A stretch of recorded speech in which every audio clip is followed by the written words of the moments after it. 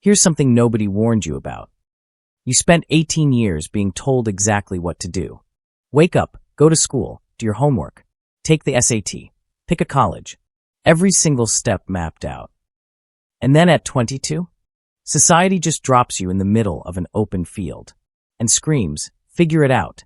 And you're standing there like, wait, what? But here's the thing nobody tells you. That panic you're feeling right now, it's not your fault.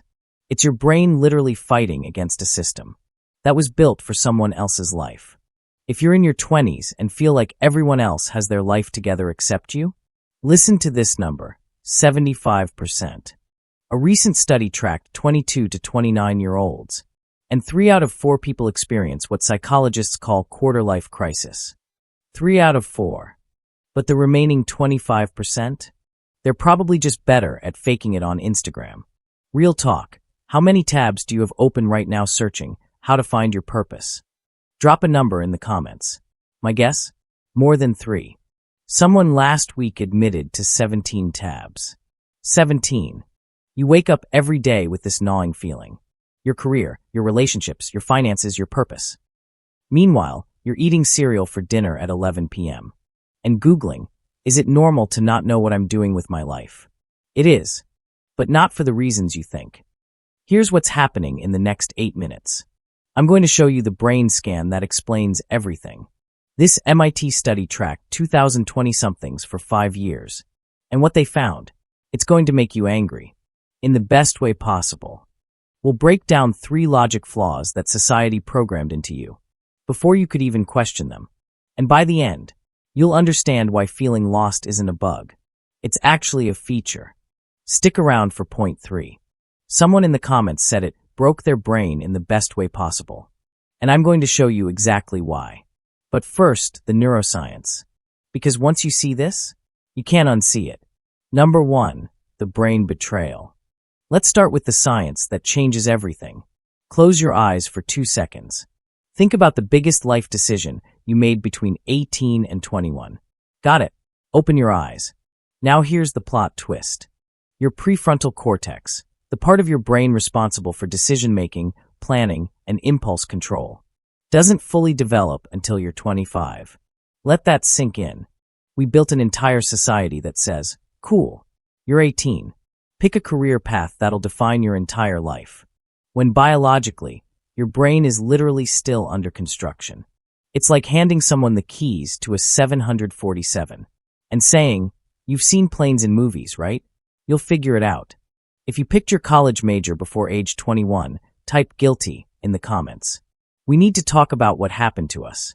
Dr. J. Jid from the National Institute of Mental Health spent 30 years studying adolescent brain development. His research revealed something shocking. The brain regions that help you evaluate consequences, resist temptation, and plan for the future, they're the last to mature. Dead last.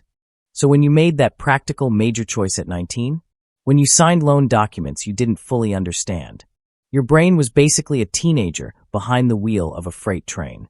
Here's Sarah. Marketing degree. $80,000 in debt. Graduated 4 years ago. She picked marketing because it seemed practical. Her advisor said it was versatile.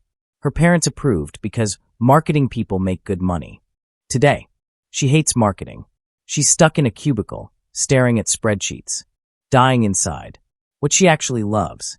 Photography. Always has. But now she's trapped. The debt won't pay itself. Sound familiar? Comment with your passion. The thing you wish you'd studied instead. Replace photography with whatever your truth is. Let's make a list. The painful reality? Sarah was forced to make a life-altering decision when her brain literally wasn't equipped to make it. And society acts like that's normal. Number 2, the choice catastrophe. Alright, so your brain's sabotaging you. But here's where it gets really twisted. Picture this. You're standing in a grocery store. There are 47 types of cereal staring at you. 47. You spend 12 minutes analyzing ingredients, comparing prices, reading reviews on your phone. You finally pick one, walk away, and immediately wonder, did I make the wrong choice? Now replace cereal with your entire life direction. Welcome to the second logic flaw. And this one, your parents literally cannot comprehend this problem. Previous generations had limited options. You worked the same job as your dad.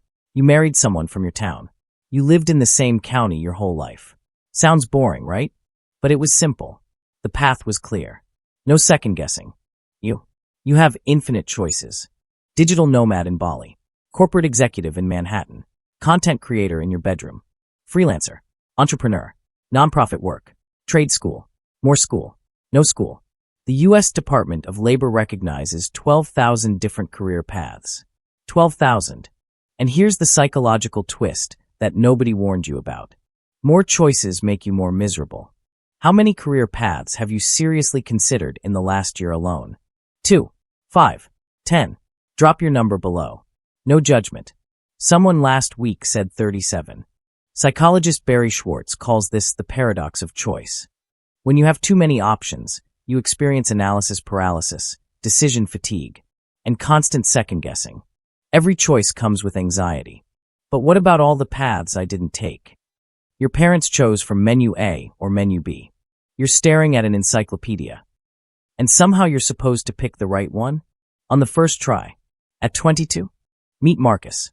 He's 26. 4 jobs. 3 cities. 2 side hustles. Everyone calls him unfocused or unable to commit. But is he? Or is he desperately searching for meaning? In a world that gives him infinite options and zero guidance? If you've switched jobs or careers multiple times and felt judged for it, comment Marcus below. Let's normalize this together. You're not broken. The system is. And social media? It makes everything worse. You're not comparing yourself to your immediate circle anymore. You're comparing yourself to everyone, everywhere. Living their carefully curated highlight reel. That travel blogger in Thailand. The startup founder who sold their company at 25.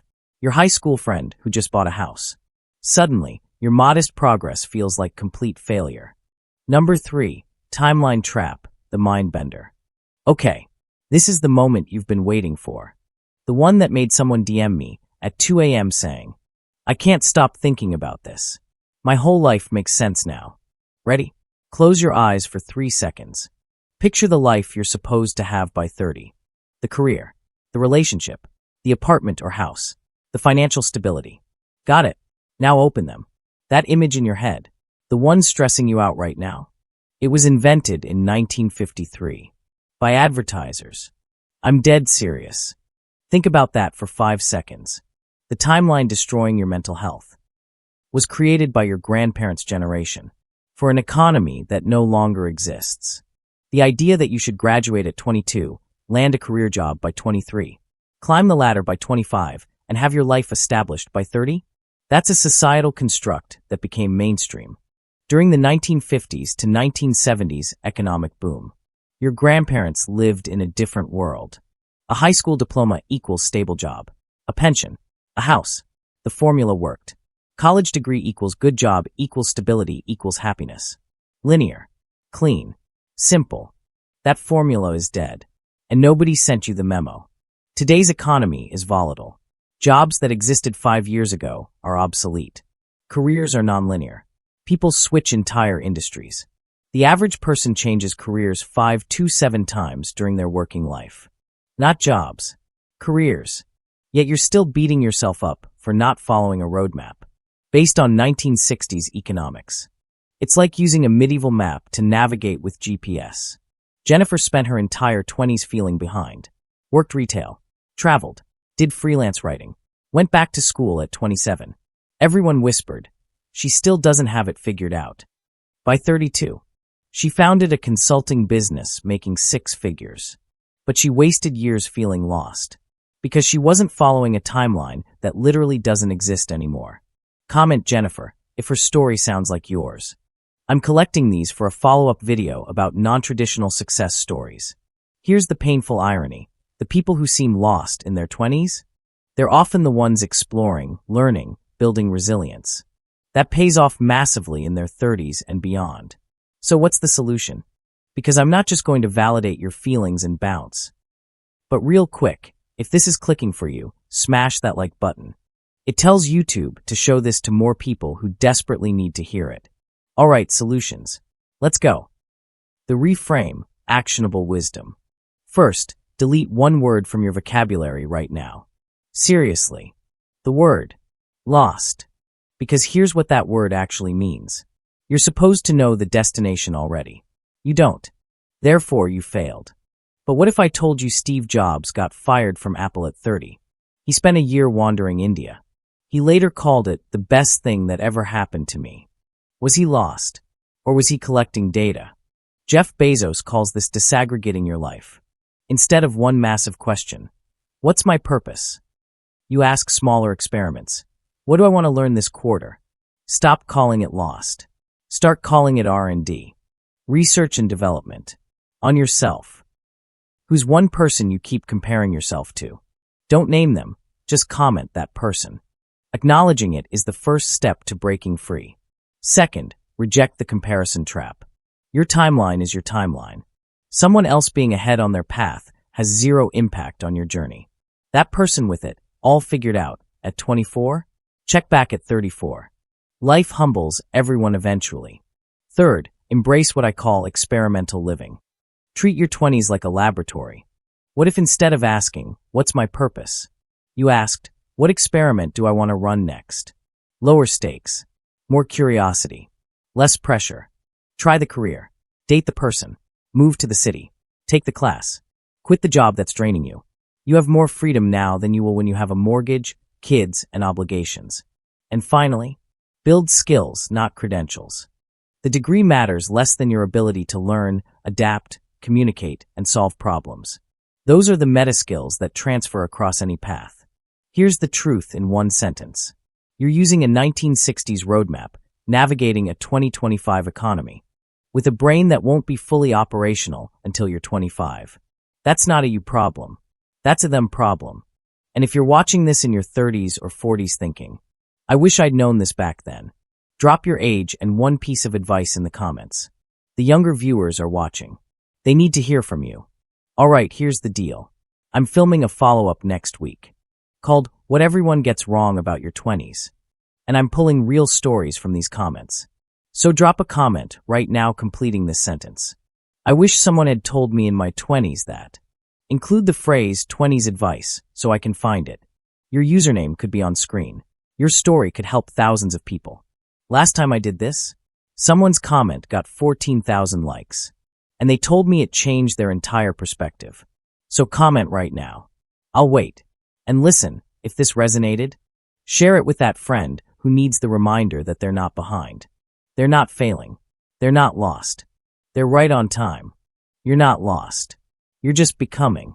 Next video, I'm breaking down why your career path doesn't have to be linear, and why the zigzag people actually end up winning. Links in the description. See you there. That's all for today. I'll be making similar videos in the future, so make sure to subscribe to see them.